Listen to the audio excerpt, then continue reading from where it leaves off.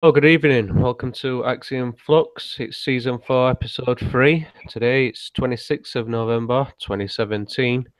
I'm joined with Stav, Michael O, and Paul Bridger tonight. I'll say hello to you guys. How are we all doing? Right, Okay, thanks. Hey, Joe. Evening, Stav. Evening, Paul. Michael, cheers for Hello. joining. Hello. Right, so tonight's topic is going to be about the MegaNet, if anybody's heard of it out there.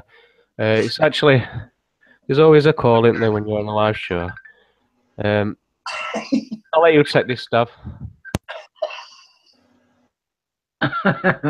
Okay, PJ. Well, it's he didn't introduce the series or episode. He can do that when he comes back because I haven't got the information here and I can't remember, so that's my excuse. But yeah, it's about a character called DOTCOM. If you've never heard of him, he's been around quite a bit.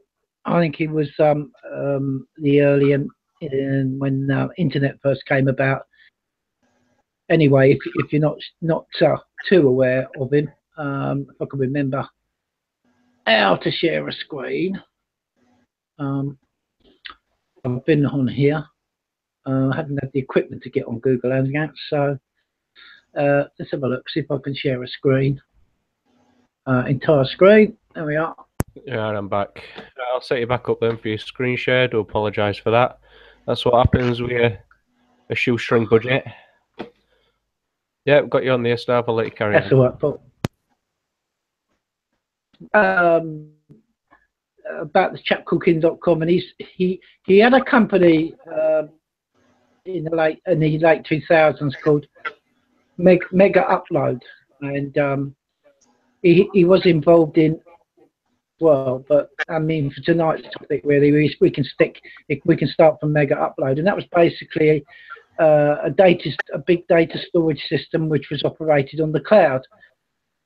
Everything was going fine with it because you could share large files, a bit like Photo Bucket and things like that, if you're aware of that.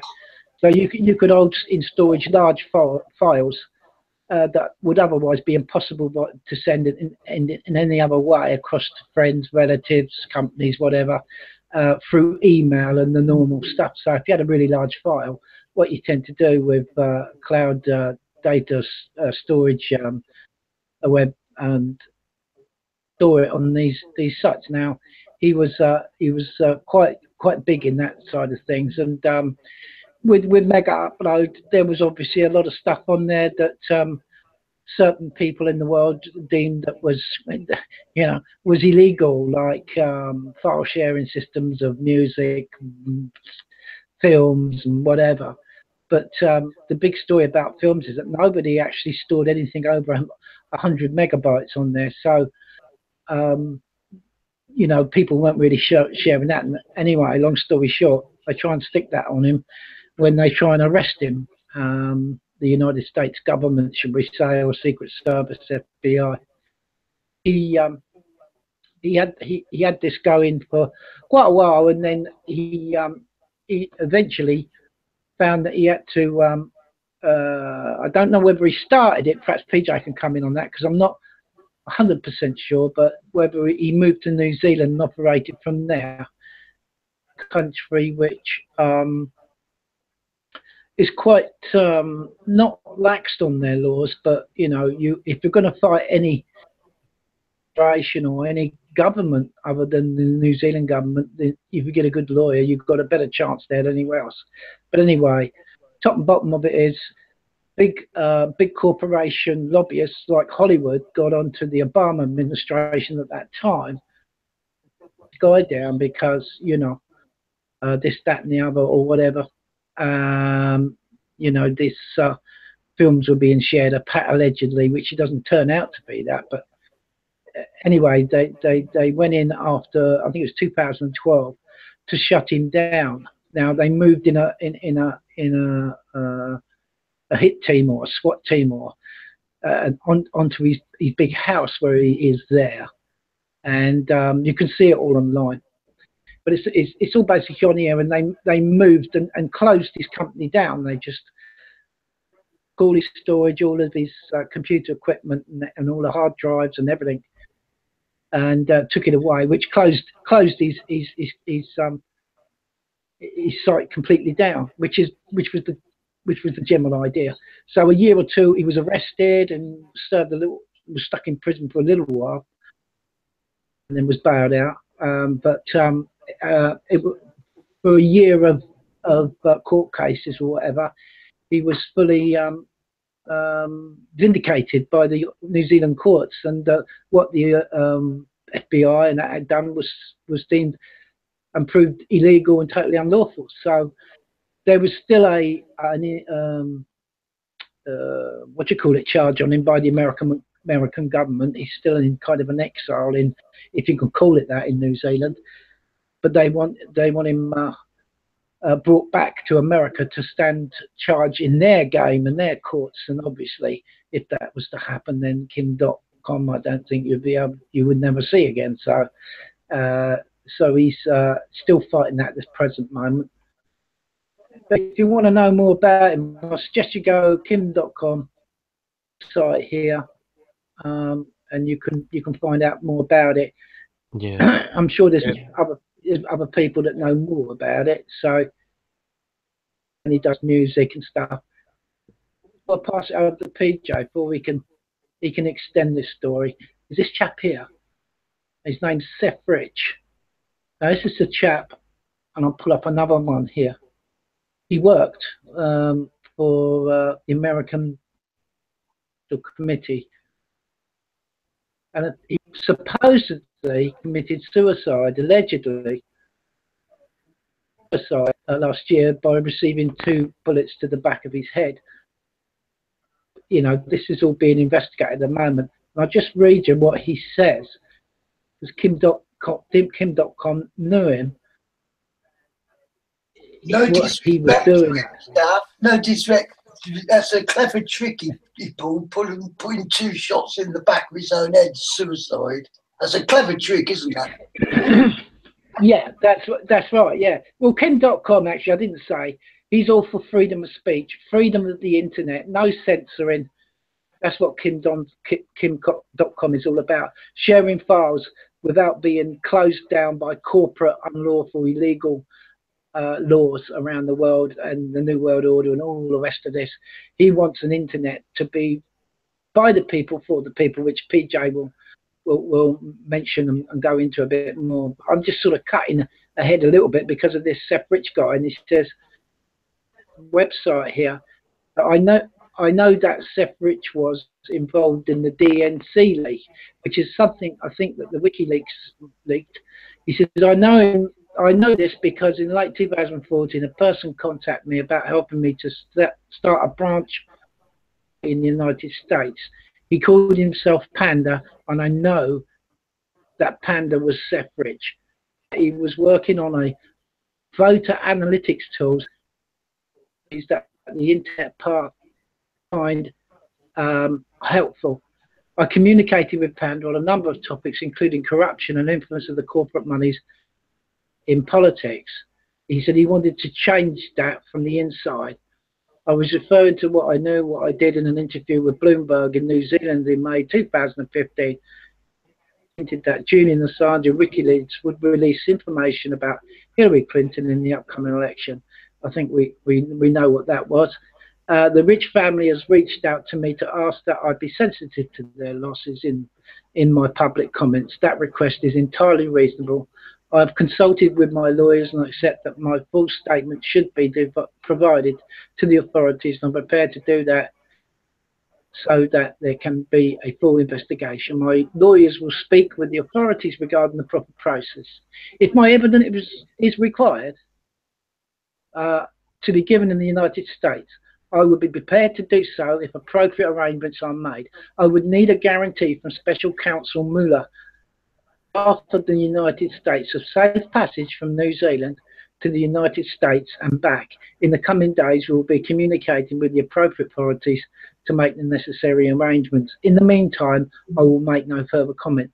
Now, this is perhaps a story that's going to develop during 2018, I think, because I think there's a lot of you know, there's rumours there's a lot of stuff coming out in 2018. I've watched videos and YouTube things and bits and pieces, so we'll probably revisit this sometime. So anyway, I'll put it over to PJ to give you a better, accurate description of what Kim. I keep getting mixed up with this guy in North Korea. Please don't do that. It's just a name. It's just a name. My apologies, Kim. Both parts. No, I'm only joking. Over to you, PJ. You can fill them in a bit better than I've done. Yeah, well, I were on a phone call, so for the first part of that, I didn't really catch what you'd done. So if I do cover things twice, I can only apologise for that. Let me sort my screen out, yeah, then I'll carry on. Okay, so I'll take it from where I think you might have covered and left it. This is your MegaNet, it's your decentralized internet, which I think Stav's slightly mentioned. I'll read a bit of it. The famous internet entrepreneur and former hacker, Kim.com, introduced legendary Megaupload and mega file sharing services to the world, has come up with another crazy idea to start his very own internet that uses the blockchain. So we'll probably go into that blockchain stuff in a bit and tell you a bit about that for those that aren't too aware. This article is obviously 2015, so I thought I'd just mention that. Just last month, Kim.com, a German millionaire formerly known as Kim Schmitz, launched the public beta of its end-to-end encrypted video and audio chat service called MegaChat. So this is your MegaChat, if you can see. I've only just gone onto the site just to give a brief, view of what it looks like. Not actually tried it out because I said I'm new to all this stuff myself. I've known of Kim.com for many years, but with that much that goes off and stuff that I've covered with Axiom, I've just lost track of what he were up to until recently, when he started talking about this MegaNet and a decentralized internet. So on top of this, a few tweets from a couple of years ago. It's non-IP based, no more DDoS or hacking, so there's no more DDoS attacks for those that remember the Yahoo days, and no more censorship. I think everybody'd love a bit of that. No more spying. All your mobile phones become an encrypted network. Or would you like a new internet that can't be controlled, censored, or destroyed by governments or corporations? He says he's working on it. But he did kind of not take off as good as it sounded it to begin with, I think. I remember listening to an interview, and I had to listen back to it this morning, actually, just to get a recollection of what it were that was said. And the thing is there was some sort of like hypocrisy with it, where he said that things can't be like tracked and traced and people can't be censored and all this and that. But then he did sort of make a statement. Well, I made the observation that he can actually kick people off. So I don't quite get into that, but hopefully if we talk a bit more tonight, we might get to the bottom of that. But like I said, I'm new to this, so if there's anybody out there who knows more about it, then feel free to pop a comment on the bottom of the video or whatever, or even message and jump on this live chat now and tell us about it. So I'll leave you all these links in the description, as well as the video of the raid that Stav mentioned. And I think there was an interview that he did a while after the raid where he was talking all about it and explained it, went into quite detail about it as well. So I'll put all those links as references at the end of this episode. My next article, Kim.com and Mega ratchet up war of words. Kim.com and the site he founded Mega appear to be at war. After .com warned users to back up their files last week, Mega hit back with an attack on the entrepreneur's business plans, noting that his MegaNet project has failed to materialize. Unfazed.com says Mega is losing $1 million per month. This is another article from last year, by the way. Last week, we reported on what appears to be serious animosity between Kim.com and the company founded Mega. So I think these are all the distractions as well as the raid and things what slowed him down with, you know, launching this MegaNet, this decentralized internet. So there you go, two big red crosses through both of those tweets as they never materialized. But as I do say that, MegaChat's on. I've never actually used the MegaNet. I guess the MegaNet refers to all these. Do they not, Stav? The MegaChat, the Megaupload. Yeah, I think the idea was several platforms eventually rolling out. But the trouble is with Kim, when he released Mega, at that time, all of his assets and monies and everything was seized. So he never had nothing really of his own, I suppose, apart from petty cash, whatever that was, to actually launch Mega. So he just got people interested.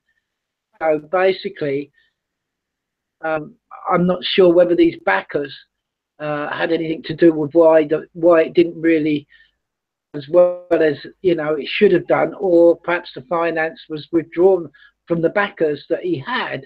So I'm not really up on that, but I know that when he launched Mega, Upload was taken down a year after that because of the charges still being faced to be indicted or whatever, and taken back to America to face charges or whatever.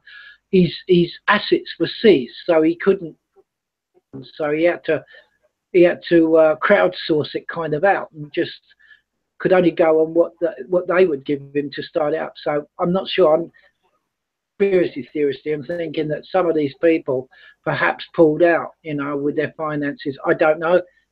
Perhaps somebody knows a bit more about it than that. But there we are. Back to you, PJ. Yeah. Well, this is the Zero Net. I don't know if you heard of this one while you were doing your research, Stav. This is apparently it's uncensored. There's no hosting costs. It's always accessible. And this is apparently linked to Kim.com. But I'm going to look at all these later on tonight in more detail and find out, how useful they are. But the MegaChat, which is here, is supposed to be a competitor for Skype and Google Hangouts, which is, the platform that we're using to do as episodes of Flux. Quick read, Kim.com. That's just a repeat from the other one. When I tested the service with my TechCrunch co-worker John Russell, we had problems connecting a few times. Despite enabling them, neither of us got pop-up notifications for incoming calls. When the service did work, however, audio and video quality was on par with Skype's. So it's just a screenshot image there.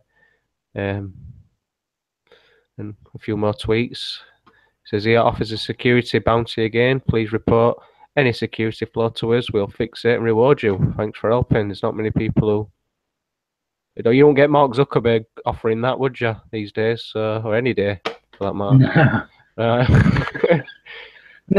No, definitely not. I'm going to fly through these articles because I want to leave more time to discuss the topic. So this is to do with your Bitcoin, or Bitcash, spelled C-A-C-H-E, not C-A-S-H. This is Ethereum. You've heard of this, haven't you, Stav? Yes, I have. It's a different blockchain altogether. It's nothing to do with Bitcoin. It's that's the one. Yeah. It's got its lovers and it's got its haters, for which we won't go into because we'd need a whole complete other evening. So I think we'll be revisiting a lot of this technology in the very, very near future, especially in 2018, because things will become apparent. Yeah. Well, this is just showing you 6th of November 2017, one Bitcoin, $7,300 US. At the beginning of this year, one Bitcoin was approximately equal to 1,000, and now it has surged to a new high, marking its market capitalization at over 124 billion. Did you not tell me today that it actually dropped? No, it's gone up. It's over 9,000 now.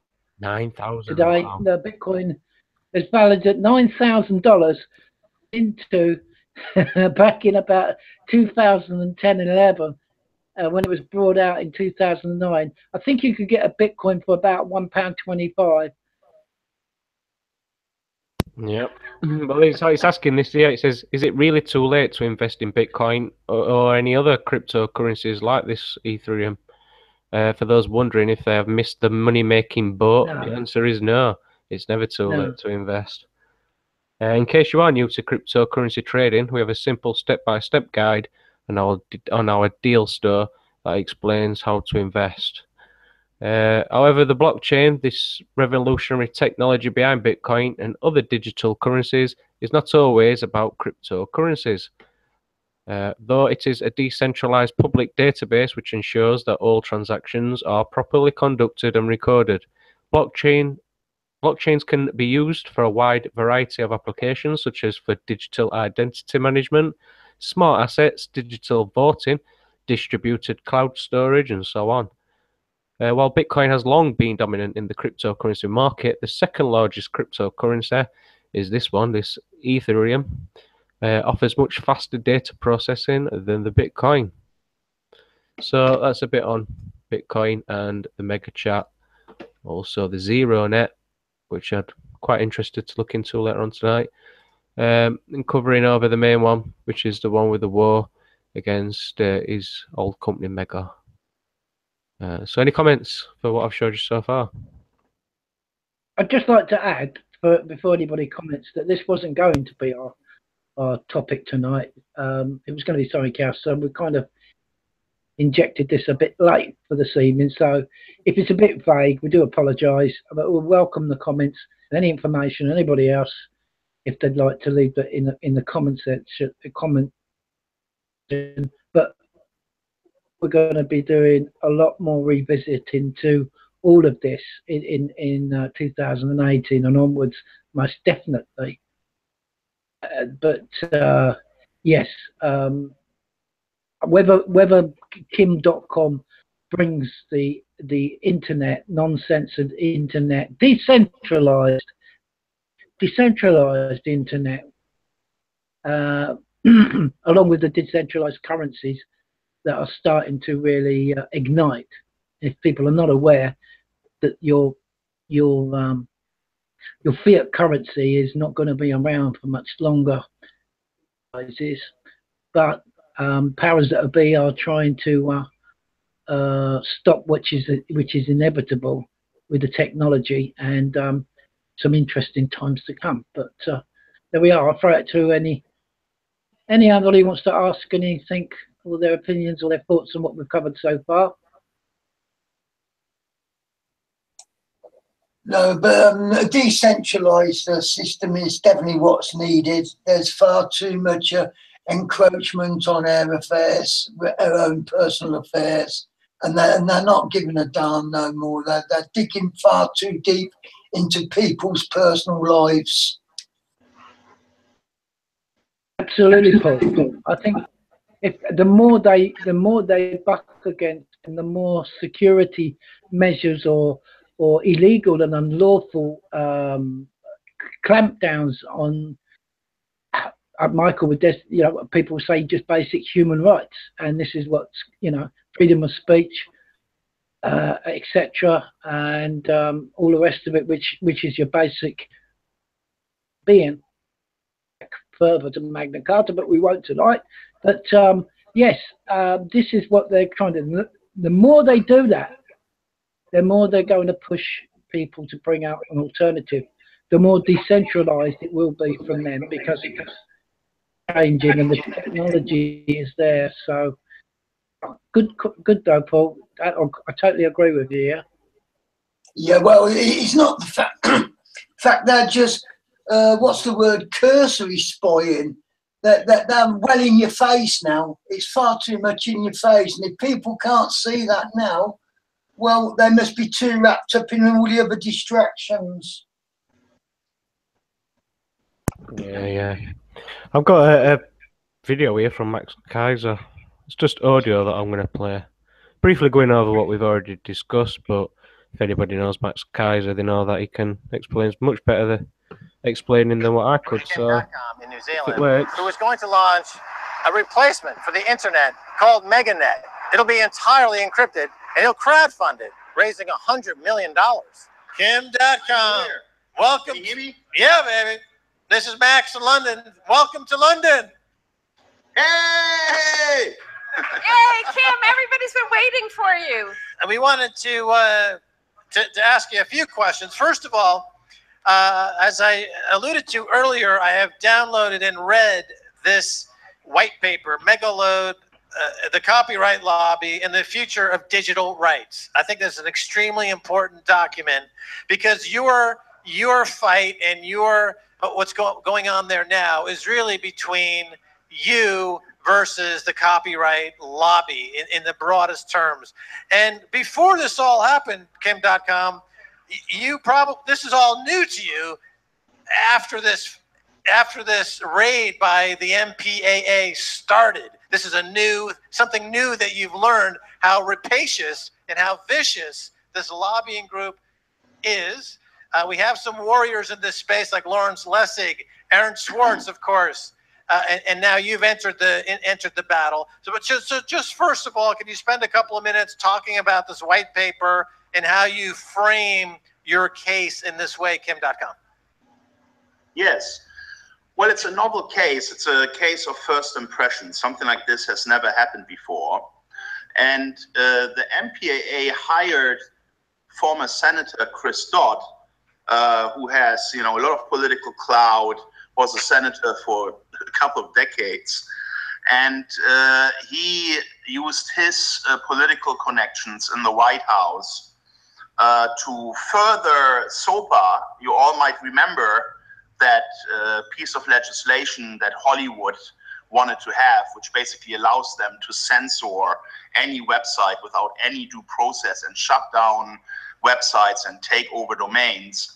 And because of a giant internet protest, Chris Dodd could not see the act pass. And despite a majority for SOPA, because of those internet protests, that majority vanished and he lost that battle to give Hollywood a new law. Plan B was to send a strong signal around the world that US law enforcement is taking piracy seriously, and I was picked as the target of choice to, basically destroy the entire website, put us all in jail, shut us all down, and again, no due process. No hearing, nothing. All my global assets were seized. I was thrown in jail. I was raided by an army of 72 cops, some of them from an anti-terror unit over here in New Zealand, arriving in helicopters, all armed with assault rifles, and some of them brought attack dogs and things like that. And all of this because of Chris Dodd and his political connections. And he threatened the White House just before Obama's re-election campaign. And that was after he was angry about the development around SOPA. He threatened openly in a Fox interview Obama and said, well, if you want to keep your job, you need to make sure I can keep my job. And if you want to have money for your campaign, you need to make sure that you take our concerns seriously. And it was an open threat. And Hollywood, everyone needs to know, is quite powerful in the White House, because all these Hollywood studios, they control a significant part of the media in the United States. Actually, they control 90% of the US media. And in addition to that, the White House, or Obama, has raised over $120 million from his supporters in Hollywood. So this is a big amount of money.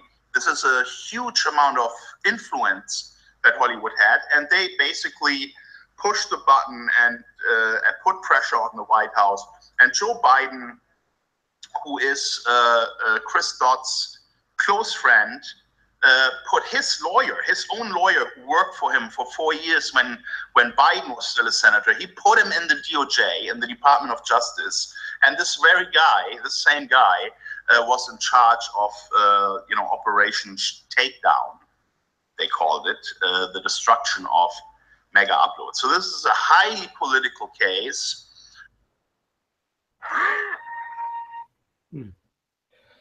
Just to have an abrupt end there, but anyway, all links are in description at end of video for those that want to take a further listen or a read.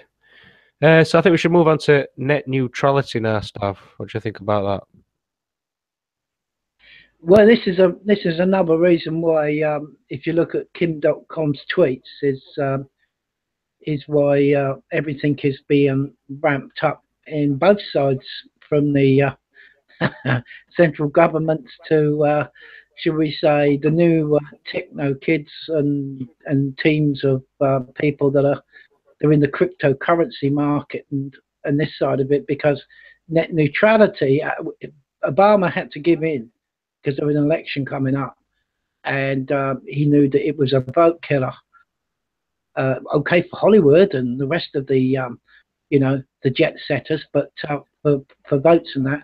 So he brought in, which was to maintain net neutrality. But of course, things have moved on since then. So it was okay then after that for a while, but then it was. It's being looked at, and there is a vote happening, I think, in December to repeal net neutrality. In actual fact, to reverse it, and we'll go back to complete censorship by corporates. And it's not just the censorship and the taking of people. It's also going to change the internet in a very fundamental way for the American people, because what it will do is it will bring in charges on top of your ISP charge for packages and bundles like YouTube, Facebook, Twitter, and all these things will be bundled up, and you will have to pay to access those websites and use their facilities on top of that. So the Americans are really going to be hit hard, and of course there's a big protest movement at the moment that Trump doesn't bring it in and repeal this net neutrality. So yeah, that's what they're facing in the next month. I think it's December 15th or 16th or something like that. I've only recently just found out about it. So I've got a page I can bring up about whether it affects us in the UK. It doesn't, because the EU laws actually protect net neutrality, which I can't believe I'm saying something on their behalf, which ain't a bad idea. But we'll perhaps get to that later on. So back to you, PJ. Yeah, well, FCC released an early draft in May, and that was the plan to undo the 2015's strong net neutrality rules. I've got an article which I'm not sure, but I will read from. Somebody said he pointed out that its case rests almost entirely on a deeply incorrect definition of how the internet works. There could be no mistake now that this misrepresentation is deliberate. The agency has reiterated it in even stronger terms in the final draft of the proposal. I'm not going to go into great detail on it, but the basic problem is this. Broadband has to be defined as either an information service or telecommunication service. The first is the offering of a capability for generating, acquiring, storing, transforming, processing, retrieving, utilizing, or making available information, while the second is the transmission between or among points specified by the user of information of the user's choosing, without change in the form or content of the information as sent and received. So that's just the nitty-gritty of this draft, and just a few words really what's causing the chaos. And I think you've mentioned about the charges and stuff, so yeah, it's just really now down to the internet in UK and how it affects us. If this does go ahead, well, I think you said it already has gone through, has it not? No, that apparently there's a vote which next month. Yeah, in the middle of December. So it's not. Yeah. At the moment, it is as it was from what Obama passed or whatever it was. But so there's full net neutrality. But I mean, we know that censoring's going on anyway. We know that Facebook censors. We know that Twitter censor, and we know that YouTube censor. And I would say they censor heavily. too, because you know, if you say the wrong word now, you know, you're censored or you're banned. I mean, if you say ridiculous words that didn't exist when I was a young lad, or you couldn't find in the Oxford Dictionary, you know, this newspeak straight out of the 1984 George Orwell novel, you get not only censored, you get banned. So they're actually doing censoring now. So what on earth is going to happen when they repeal this net neutrality act that Obama pushed through? I really don't know. So, but I could actually pull up an article about the UK, but I think it might sort of hang it out a bit. But basically, in the UK, it really doesn't affect us at the moment. At the moment, that is, because we're covered by an actually even more robust net neutrality act from the European Union that we're under at the moment. And No the surprise. thing is, but if Brexit, whichever, I mean, Brexit's a different topic, and you could do several talks on that. But if let's just say that 50 years, and the process is done, and in all but name we're out of the we're out of the EU.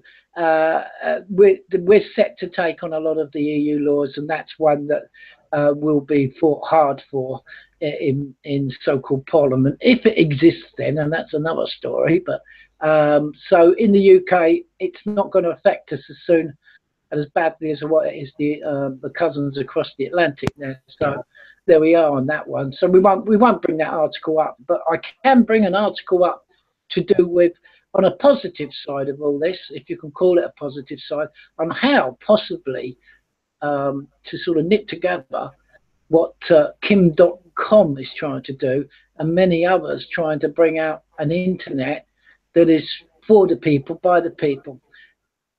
Now, if anybody has any sort of slight technical know on how you get your internet, whether you get it via Wi-Fi from your router, which is plugged into your telephone line, or optic, whatever, fiber optic line, whatever, that's as far as people know. But the only way you can get the decentralized internet or any information or anything is to cut out going down the line that went to another place out of their reach, so they can't. It doesn't matter if they've got a kill switch for the internet, it ain't going to work. And that is the only way is to take it completely offline. That's right, PJ, and I'm going to bring up an article here. All right. Go for it. Okay. Well, we got this here. Let me know if you got it, PJ. Yep, got that. Announcing Blockstream satellite.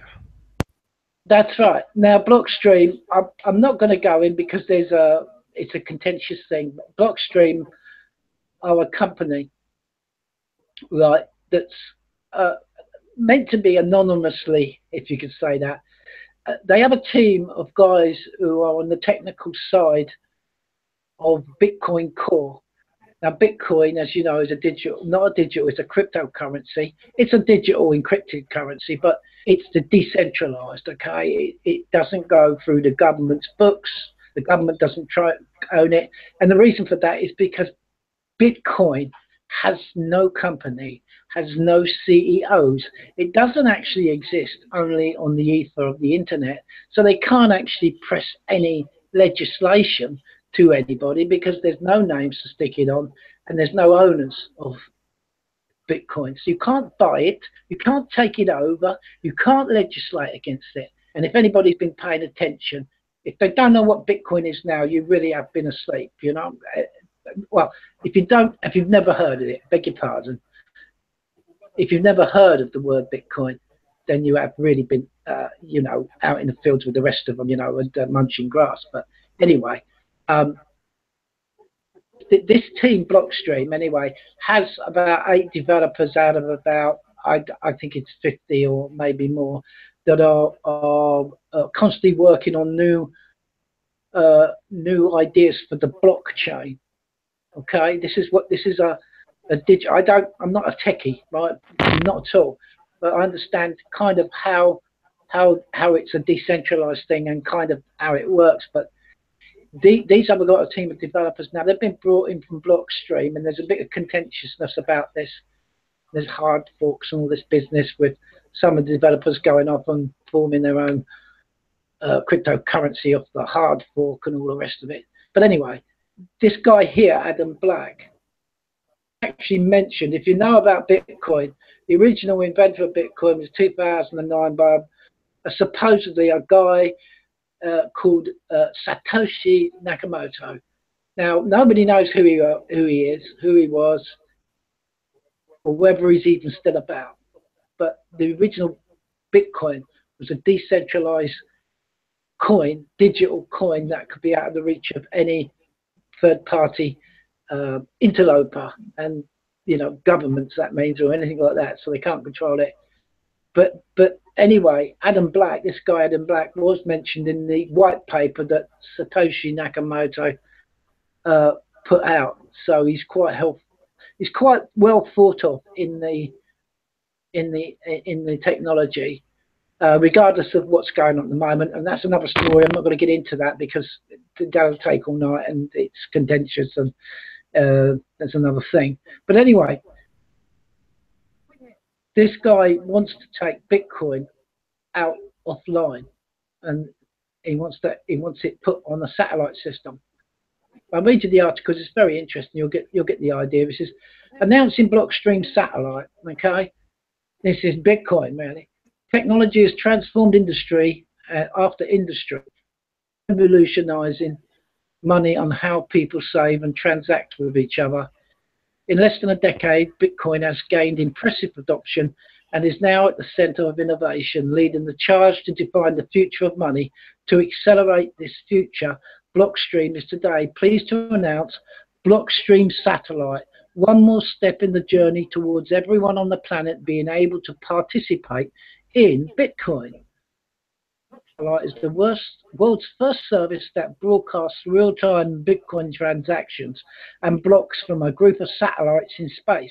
With the service, everyone will have free access to the Bitcoin network in any corner of the world, including the estimated 4 billion people not currently connected to the internet due to lack of availability. On launch today, Blockstream Satellite is already across 2/3 of the landmass, and will reach global coverage. They reckon, by the way, by the end of this year, to everyone on the planet by the end of the year. There we go. As more people access the Bitcoin blockchain with Blockstream Satellite, we expect to see even more adoption and the use cases for Bitcoin as well, as a strengthening of the overall robustness of network. Right. And improves conventional systems. Since its invention in 2008, Bitcoin has captured the imagination and enthusiasts of innovators, investors and technologies around the globe. These futurists see the value of a digital currency and payment system that is not controlled by governments, banks or companies, where each directly owns their money, so basically their own bank. Consider the limitations of traditional financial systems such as conventional currencies. For centuries, currencies have been issued and managed by governments, and the people using them have had little to no control over their finances, how their finances operate. From time to time, currencies outright fail, letting down the people who trusted and relied upon them. Is one example. Earlier this year, due to Venezuela's economic collapse, hyperinflation caused its 100 Bolivares Fuertes note, or Fuertes note, the country's highest denomination, once worth $31 US, to become worth a little over 1 US penny today. The volatility of Venezuela's currency continues. India has also suffered a currency catastrophe when the Indian government suddenly declared that 80% of all cash in circulation could no longer be used in shops or turned in for new notes. This decision, intended to combat corruption, untaxed wealth, shook the country's entire economy, slowed spending countrywide, and led to cash shortages along lines at banks, failed businesses, and other negative outcomes. The Wall Street Journal dubbed India's efforts as demonetization. Currency crises like these are driving more people to Bitcoin because it offers people more freedom and control over their money in an uncertain world. Consider other legacy financial systems. Online banking, credit cards, and PayPal have benefits, but they are all still controlled by institutions that can put limitations and restrictions on their usage. Bitcoin dissolves those controls, enabling people to pay anyone else securely without having to sign up for a bank account, get a credit card, or through the trust centralized intermediaries. The growing Bitcoin global currency brings new values, a new ideology, and a new utility to the world. It is decentralized, powered by the people who use it. It knows no borders. It is not a legal entity, and nobody controls it. And needs permission to transact with another person or company. We simply transact as we see fit. This gives consumers, merchants, and even entire economies. Blockstream satellite makes Bitcoin even more global. As the internet has revolutionized communication, commerce, publishing, and other industries, Bitcoin is revolutionizing money and transfer of value built on peer-to-peer technologies. It is inherently digital from the central control and permissionless. It will empower, connect users, communities, and access economic ecosystems, stored currencies, and build enduring long-term value. The transition to the future of finance, one that is decentralized, permissionless, and secure, won't be quick and easy, but as with all transformative and revolutionary ideas and technologies, it will be worth it. The internet was not built in a day. For Bitcoin to be truly transformative, it must be everywhere, available for everyone to use. And that's what we're helping to make possible with Blockstream satellites, radically lower cost of Bitcoin network access, a necessary building block and level up of Bitcoin. We're excited about it, and we invite you to try it out. Network. If you're an IT specialist, help your community join the Bitcoin future by building local infrastructure and configurations, helping users and entrepreneurs join the network, and sharing your stories on configuration. That's what they're doing for Bitcoin. Bitcoin is going to space, literally. And that will be a connection between your mobile unit or whatever device you're using, and you will be able to transact with, say Michael's in Australia, and I'm here, and I want to send Michael some money. I go via my digital cryptocurrency wallet on my phone straight up to the satellite and give it straight to and do the transaction straight to Michael in Australia. He can use that currency and go down the shop and buy himself a Mars bar or whatever. There's no centralization.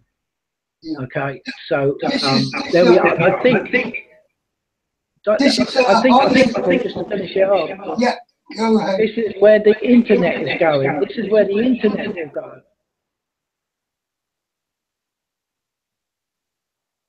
This is a high-stake rolling game, is it not? These two are very symbiotic in bringing down the control power levers. Oh, absolutely. This is what all this mess is about. This is what all this attempted crash. This is what they want. It's a fight going on, and a lot of people have not seen it.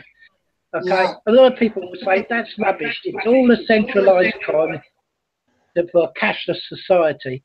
Well, if you go and do some research in it, it's easy to dismiss all of this with a conspiracy theory title, and I'm guilty of that. But I'm glad I'm guilty of it, because many of the conspiracy theories that we've all talked about have to be conspiracy fact.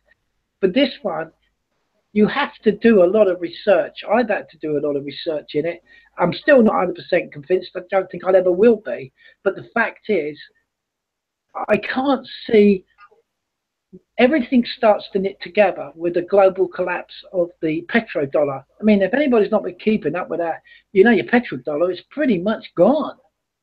if you realise where the Chinese and the Russians are dealing, the Iranians are dealing, you've got the Saudi Arabian country imploding, and they will do a deal with China to do with their oil. Not that they need the Saudis, but the Saudis, to try and keep some type of small hegemony going, will deal with China for the petro yuan, as they're calling it, RMB, or gold. That's where it's all going in the intermedium.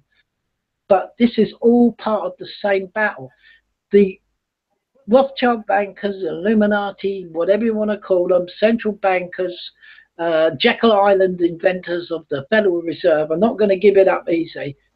It's going to be really, really, it's going to last for quite a while. But what is coming is coming. I think they're fighting a losing battle, personally. And I hope that the new technologies does bring, but again, I'm not 100% convinced about this, but there's hope, as they say, Paul. Yeah.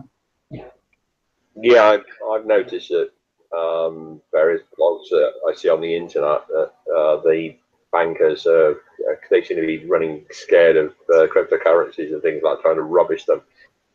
Only time when somebody like that rubbishes something is because it's a real threat to them. Now the bankers are really and truly have had this coming to them for a long, long time. They've been fiddling, they've been scamming, they've been ripping people off, and they've been causing absolute chaos and suffering for decades. And as there's the saying, what goes around comes around. Well, I'm sorry, but I'm afraid karma's just called up the bankers, and if they don't like it, that's too bad. It had to come sooner or later. And the way that what's her name, Theresa May's carry on trying to do their bidding, in a minute I can see the British people just going, right, we've had enough of this. We're going to take you down, missus. I mean, it's already happening right across Europe. You've got the Germans, you've got the French, you've got the Spaniards, you've got the others. So, yeah. Yeah, it's hard for them to I kind of think, yeah, I really do think, Michael, that, you know, a lot of people have, I've said about the millennials, I have myself been a bit guilty about saying what's, you know, where's their drive and that. Well, a lot of them have got behind this. A lot of these are young people. There's a lot of people in their 40s and 50s that are involved with this, but, you know, given their due, the internet has brought out, I think it's brought out government's own destruction. I know it was a military tool originally before it was brought out general public, but like you say, they're going to have to embrace it. I'm afraid their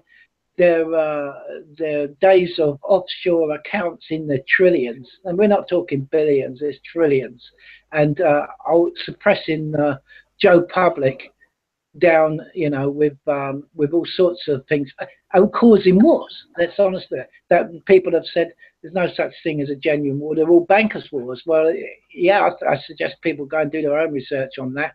And there's a lot of evidence to prove that that's exactly what they were, Michael, yeah? I'll tell you something now. These offshore accounts and offshore funds are being exposed on a daily basis. I work with people, and we exposed, I think it was about 3 or 4 in the space of one afternoon. We know exactly where they were working it. It was tied to mortgages. And it was pretty clear that mortgages are just one huge, well, we all know they're a massive Ponzi scheme, but there's also this repossession crap. It is one massive money laundering scam. A few cases I'm working on, we're beginning to see perverting the course of justice. There's one complaint that went into a police force. They sent the complaint result back. I looked through it. I went right and sent something straight back to the detective superintendent in charge. Within an hour, I had an email from the IPCC. Yeah, we've received this. We're looking into it, and I think about 7 days later, right, it has been sent back to the police force involved for a reinvestigation. Yeah, they got caught. They lied and they got caught. It's now back with the police force for reinvestigation. And it's a case of, right, this time, do it bloody properly. It's going to be interesting to see what comes out, but if it's what I'm hoping it will be, then a certain person in a certain firm of solicitors in a certain part of the country is going to get their comeuppance, and it won't be before time, because that person has caused tragedy for a lot of people. That person, I think a certain person who we know from a certain part of Nottingham, would love to see her behind bars. In fact, I think he said, I will not give up until I see that person behind bars. Well, hopefully in the not too distant future we will see that person behind bars for what they've done. And I know of at least 3 instances of perverting the course of justice on that person's part. So yeah, but I also know of groups of people around the country, they're getting ready to bring down local councils. The government really need to sit down with the people and say, right, okay, what do you want? Which way do you want this country to do? If they've done, then I'm sorry, but push is going to come to shove, and if they carry on the way they are, the people are just going to march on London en masse, and they're just going to bring London to a grinding halt and just walk in and say, right, you lot out. We don't want you running this country anymore. We've had enough. And then straight down the road to the city of London, right, you lot out. And if people think that this terrorist attacks with bombs and thunder flashes impresses anybody, no. Too many people know exactly how it's done. They know it's a load of BS. I mean, if you want to strike terror, just knock out the communications infrastructure. If you can't contact the emergency services, that's the most terrifying part of it. Knocking out that and the energy and the power infrastructure, those two. You don't even need explosives. You don't even need to run people over. You can do simple everyday objects and a bit of electronics know-how, costing less than £10. That's how simple it is. Frightening, isn't it? Yeah. Yeah. Well, listen. You mentioned councils. There's an old word for them, and a mate of mine down the road calls them the brown envelope brigade.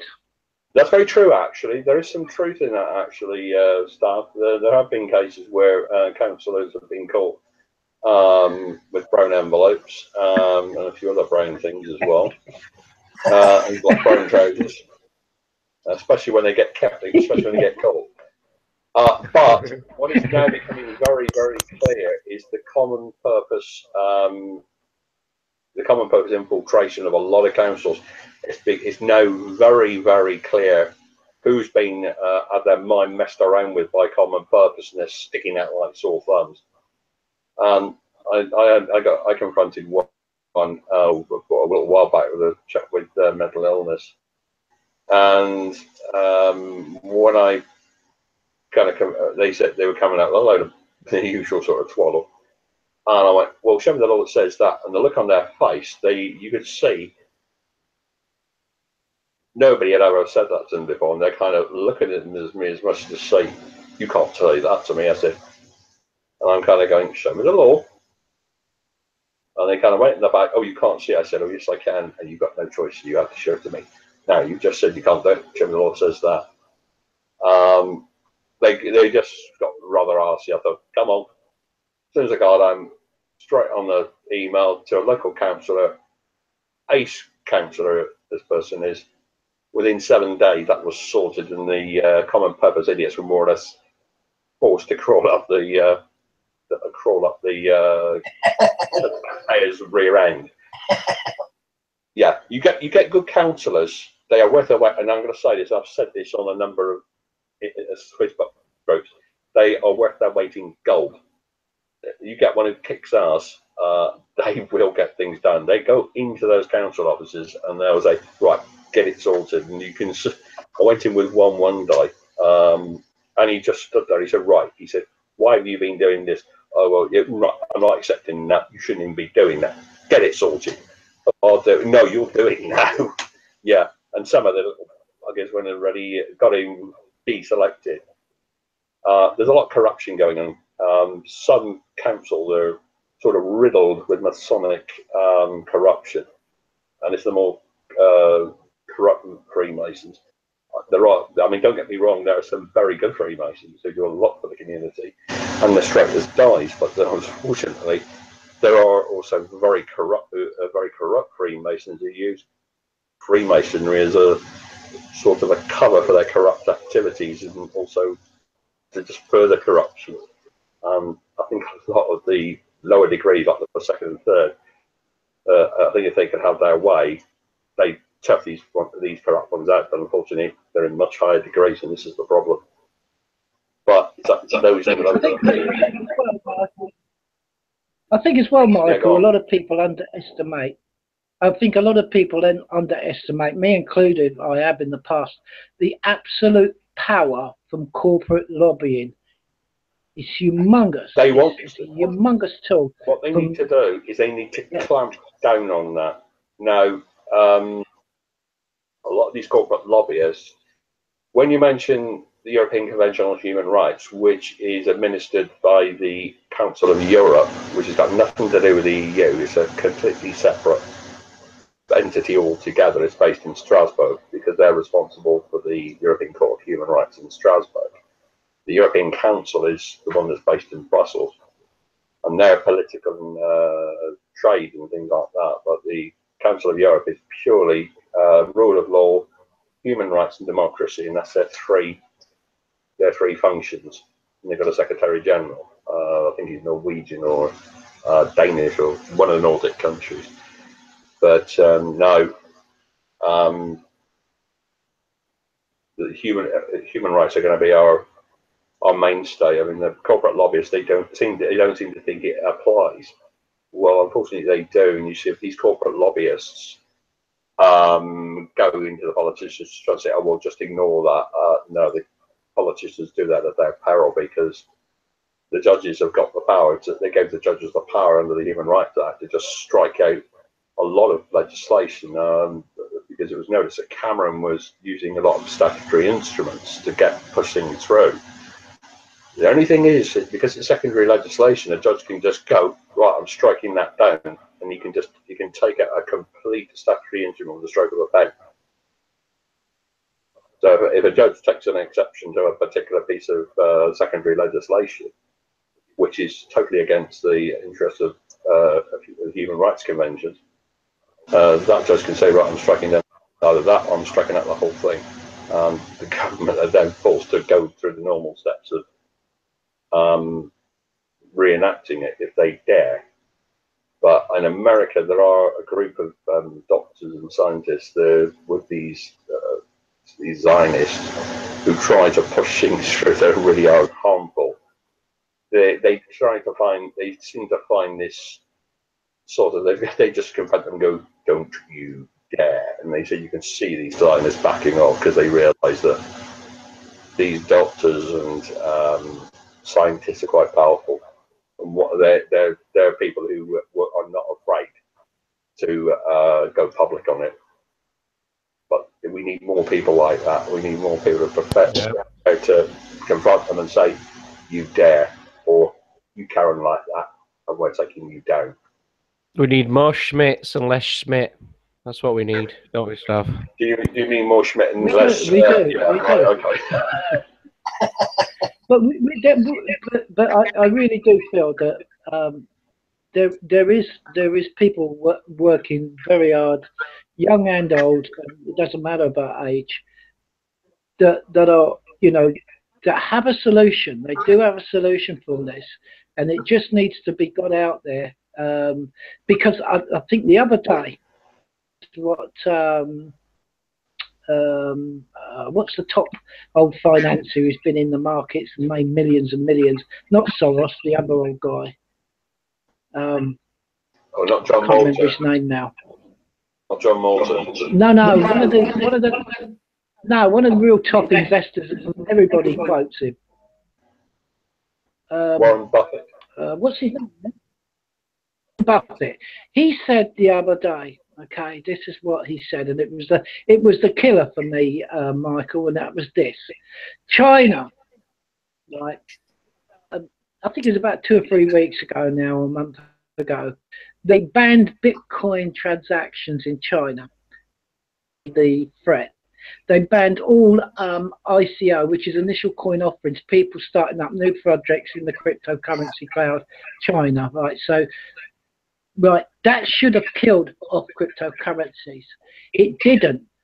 And Warren Buffett came out the other week and he said, if China cannot get rid of Bitcoin, nobody can.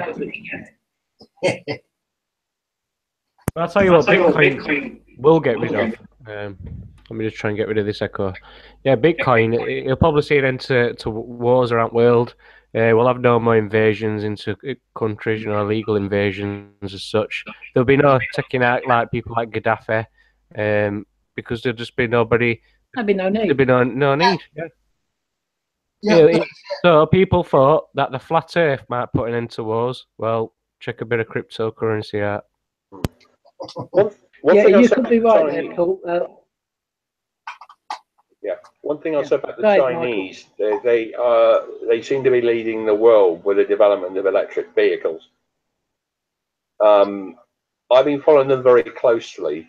I have a very strong interest in public transport, and they have been working on these electric single and double deck buses.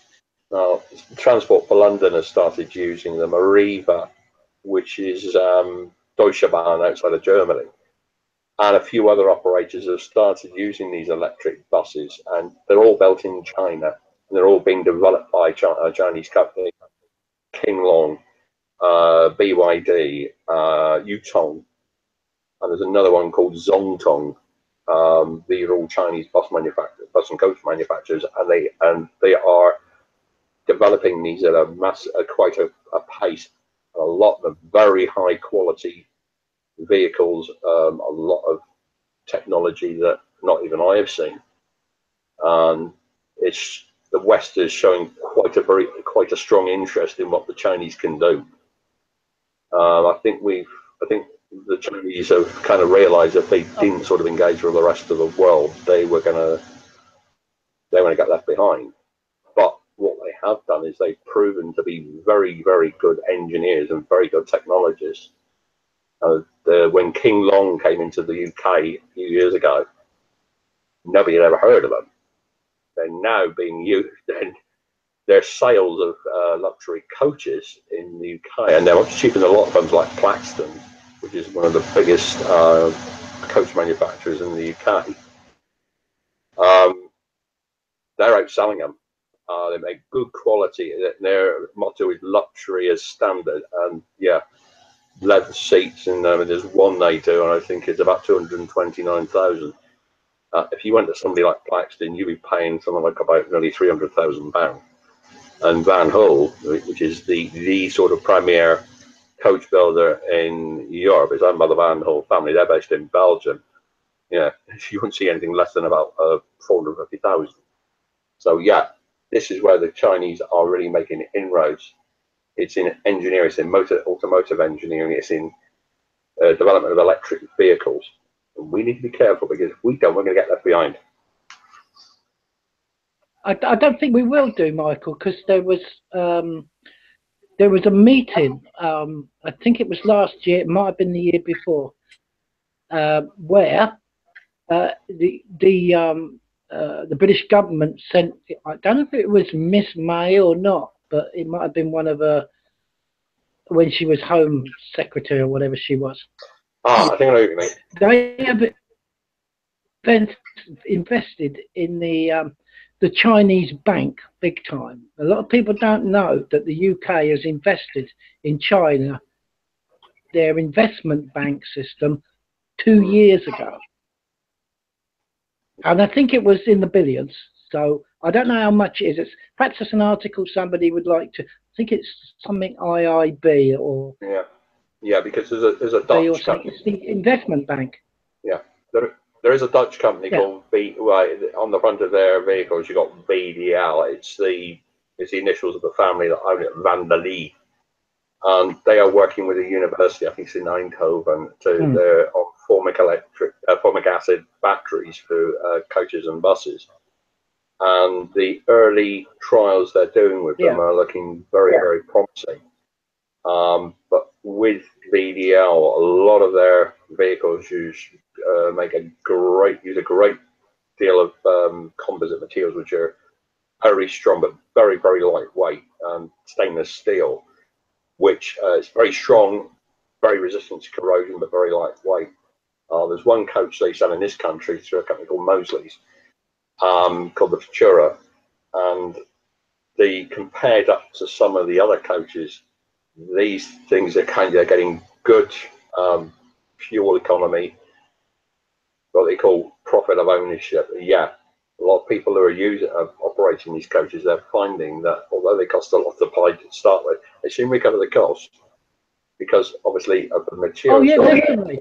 Well, a lot of people haven't realised that over 3 years ago, Britain also invested £3 billion into the electric superhighway that plans have been put ahead now. As that was 3 years ago, to accommodate, should we say, electric cars with Wi-Fi points along the side of the electric superhighway to charge them on the move, Michael. Yeah, no, there's something that Volvo are working on, and also VDL they're working on it as well. And there's a Polish company called Solaris.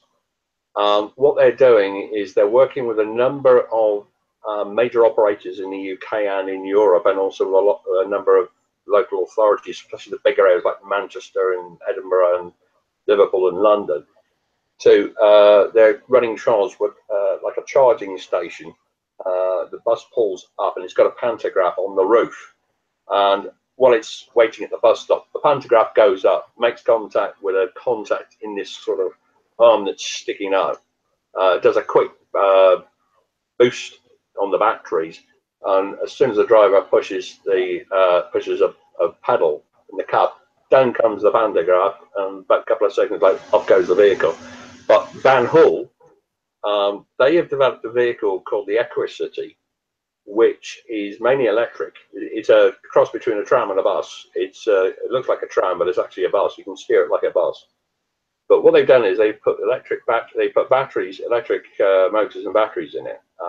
It'll go quite happily. It uses energy from the braking function. It's got some dynamic flywheel technology. But as soon as it pulls up at a stop, there's a 2-litre Ford car engine which acts as a generator. What that does, that provides power for the air compressors to open the doors, and as soon as the driver puts his foot on the accelerator to say that cuts out, and then the electric motor's cutting. But it can go for a full day on under its own power through this dynamic flywheel technology and this little generator that kicks in when it's stopped up at a bus stop. When it goes back to the depot at the end of the day, it just needs a few hours, 2 or 3 hours to charge up. But the Yutong ones, they're working on a bus. They've just introduced it into this country. It can charge up overnight in about 2.5 hours.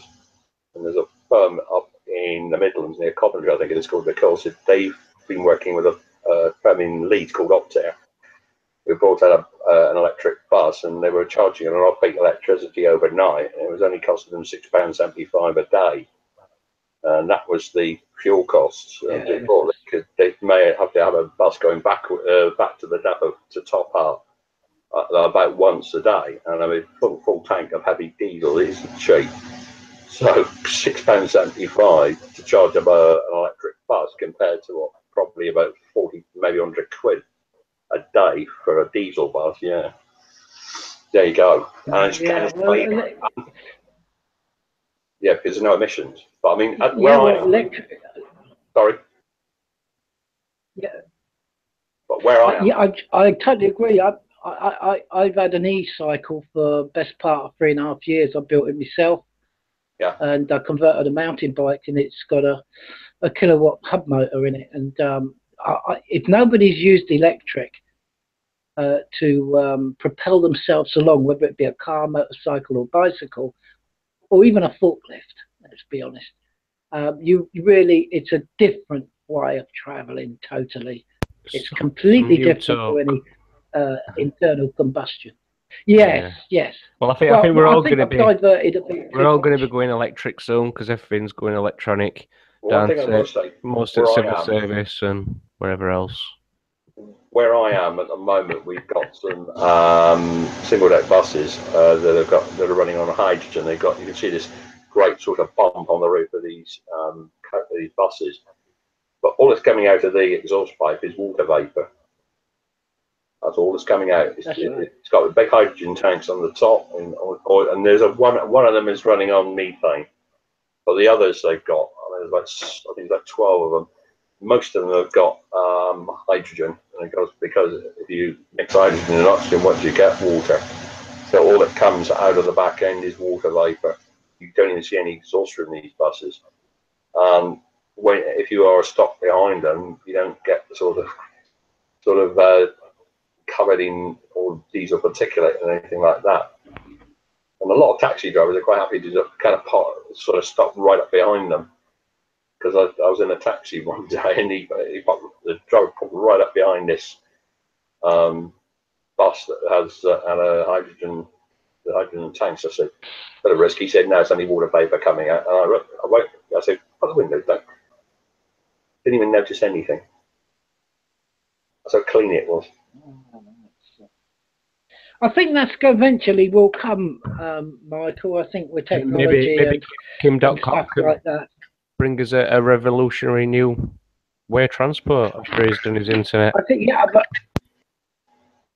hopefully that we're getting round to that. Maybe we could do a talk on Axiom solely on electric vehicles. That would be interesting. Yeah. I think that may come about. But at the moment, I think the world is in for a big change in other sides of things during that or before that, with what we discussed tonight. And well, yeah, like because it is all about the Internet of Things, is it not, Stav? And as we're talking about other things, as we're digressing from main topic, that is, everything is part of the Internet of Things. So obviously, if we're going to have all this stuff rigged up to an internet, then it might as well be a decentralized one. Well, listen, that's the thing with the Internet of Things, which, I mean, if people are not aware, even if you haven't got a computer, even if you haven't got an iPhone, okay, most places today, if they're new places, will be on the Internet, and they won't know it because the small sensor devices in your smoke alarms, your new refrigerator, your new freezer, your new cooker, your lights, your lighting system, your meters, whatever you've got, you'll be on the internet whether you like it or not. Yeah, absolutely. What we're facing is, do we have a world where all of this wonderful technology that's coming out, regardless of what you think about technology, it can either go two ways.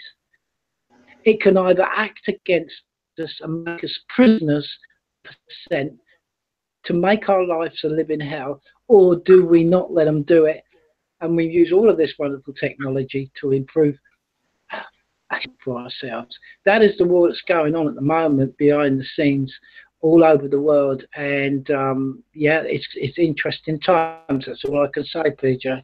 No, definitely is interesting times, but I am with you. I can't safely say for sure that, you know, it's secure and a safe thing to use and to get into and to rely on. So I'm sitting on fence like you at minute, but for sure something's gonna come. And for what I can see, this is the only thing that's been put on display. Cryptocurrency must be the next thing. Yeah, and I would say, and I do agree with you, that ain't necessarily going to be Bitcoin. Although I do feel that Bitcoin will be held in a special place for bringing about, hopefully if it all turns out good, it will be used in a form of what it is used cryptocurrencies at the moment. Bitcoin is a kind of digital gold where you store your wealth reach of the bankers and the corrupt governments and all the rest of it. And I should imagine that's where Bitcoin will find its place. It will be like a digital gold and will replace gold, because once the the market capitalization of Bitcoin and all the other cryptocurrencies exceed the gold capitalization of the world. The intrinsic value, if you're old-fashioned like me, I love intrinsic value. Old guy, and the future is not for me, it's for the younger generations, and that will take the place of gold. It will be classed as a gold. Stopping the manipulation of money will be the breaking of many of the wars. Yeah. Well, they had always yes, said cash, absolutely. They have always said cash is king, but obviously to be a king, you need to have a lot of cash, don't you? So that's the reason why they don't want that to be the case. But something's got to happen. I'm going to continue to look into it, and if I do see anything that makes me decide, I don't think we've got long. And like you said, Stav, we're forced to get involved in this electronic stuff, and even more so when they bring out this singularity, which will be another episode for Axiom Flux. But I'm going to have to cut it short for tonight, unless there's any final thoughts to do with MegaNet. Any final thoughts? No, I just wish. I just hope that somebody, or even Kim.com or whatever, can bring this on faster than rather dragging its feet. I know it's going to take its time, but the internet via satellites, Star Wars syndrome, mightn't we? That's another topic, I'm sure. But yeah, bring it on. I'm ready for it, whatever. Yeah, I think one thing I didn't mention in tonight's talk were the website k.im, which is obviously, something to do with Kim. But when you go and check that website out, it brings you up for like a username and password thing. It's a server, so until you've got one of them, he ain't letting you in. But nonetheless, it does look an interesting domain name, to say the least. But that's it for today, this episode. We're back next Sunday, hopefully, Stav, if you'll be with us. We have got a topic which should be going ahead. It should have gone through tonight, really, which is veganism. But we'll be covering that the Sunday. Let me just think of the date. Next Sunday will be Sunday the 3rd of December. Yep, so Sunday 3rd of December, episode 4, veganism. I'll let you wrap it up, Stav. Yeah, okay, well, that sounds an interesting topic. I think there'll be a far more input from other people on that. I do have relatives that consider themselves vegans, younger generation. Again, I'll give you my thoughts next week on it, and it should be interesting. But thanks for everyone who's come out tonight for the chat. If there's anybody that do listen to this and say, well, they're not very professional or whatever, we're not meant to be. They don't want us to be. But hey, listen, everybody's invited. Raise curiosity, yeah, get people talking about subjects that they usually won't be talking about because they're all distractions on mainstream media and whatnot. So this is what we kind of do. We kind of bring things back to your attention, hopefully of some relevance and something you can relate to as well. I'm going to make a prediction. Bitcoin will be over 10,000 by Christmas. And if things are going the way I think they are, they'll probably be over 20,000 by Christmas. Yeah. I think 100 grand a Bitcoin. So if there's an American dollar left to compare it to. So interesting times, very close on. Anyway, cheers, Michael, and cheers, Paul, and cheers, PJ, for hosting it.